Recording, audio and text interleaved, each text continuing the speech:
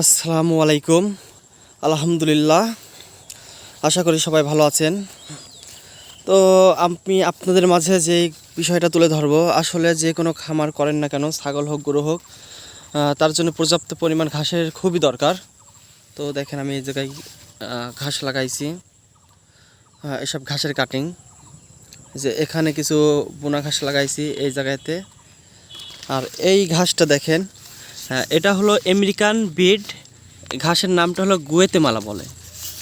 তো এই ঘাসের দামটা আসলে অনেক বেশি হওয়াতে আমি অনেক দূর থেকে কিছু কাটিং সংগ্রহ করেছিলাম। এই যে অল্প কিছু, আর ওই পাশে কিছু আছে, হতে পারে 20-25টা এরকম গাছ হবে।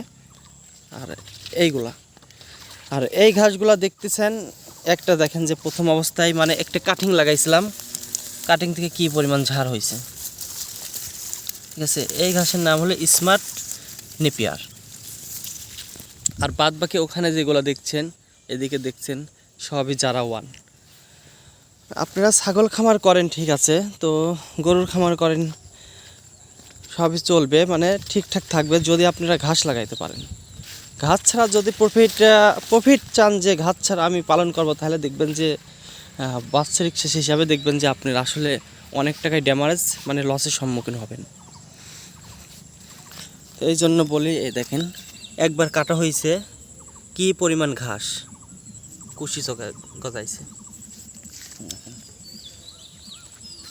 এই দেখেন এগুলো বড়।